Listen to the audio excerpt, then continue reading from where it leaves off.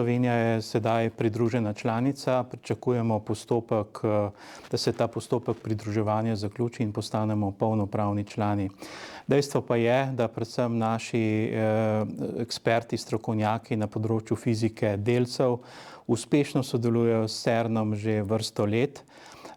In seveda ta nadgradnja v polnopravno članstvo pomeni samo nadaljevanje te zgodbe in pa odpiranje še drugih priložnosti.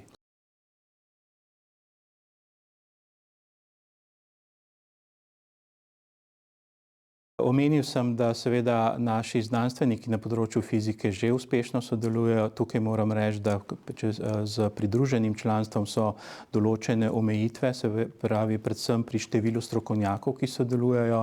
S polnopravnim članstvom so vse te omejitve odpravljene in pa mogoče pomembno področje je tudi to, da želimo privabiti tudi slovenska podjetja.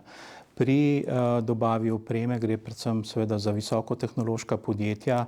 Obstaja cel kup drugih programov, ki niso neposredno vezani na samo področje fizike, tudi na področju tehnike, tehnologije, izobraževalni programi in seveda s polnopravnim članstvom bodo vsi ti programi na voljo slovenskim znanstvenicam in znanstvenikom.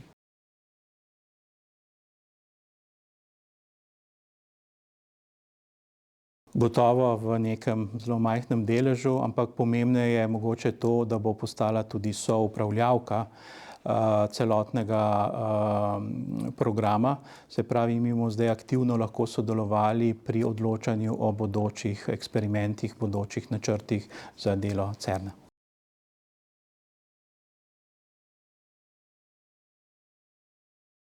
Posebna komisija CERN-a je obiskala Slovenijo v februarju, preverjala nekaj pogojev.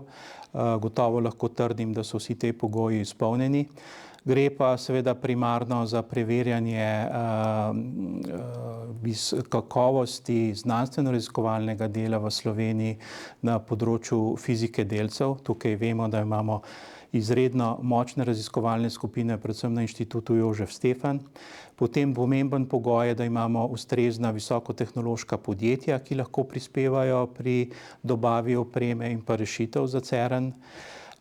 Tretje področje je mogoče nekoliko bolj politično. Gre za neko dolgoročno zavezo, da bo Slovenija seveda ostala članica CERN-a in na ta način tudi stabilno prispevala k financiranju.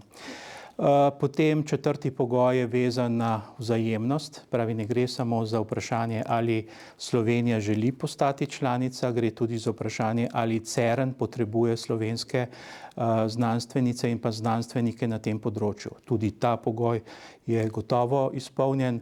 In pa potem na koncu še vprašanje urejenega znanstveno-raziskovalnega sistema ali pa financiranja tega sistema doma.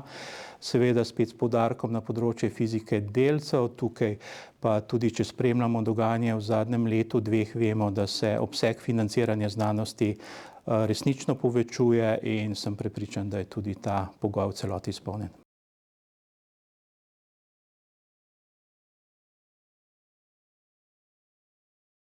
Gotovo predvsem ta pogoj, kjer govorimo o vzajemnosti, se pravi tudi interes CERN-a je, da slovenski znanstveniki sodelujejo pri teh programih.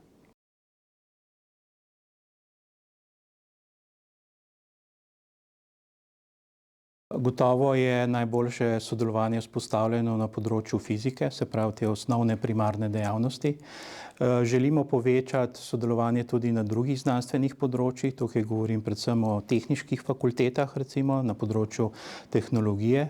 In pa tretje, izredno pomembno področje je področje sodelovanja naših visokotehnoloških podjetij. Gre za to, da s polnopravnim članstvom bo Slovenija lahko sodelovala pri teh javnih naročilih. To je tudi izredna priložnost za slovenska podjetja, da lahko razvijajo te nove tehnologije, seveda moramo pa tudi doma vzpostaviti take pogoje, da bodo ta podjetja lahko konkurenčna pri nastopu na teh javnih naročilih.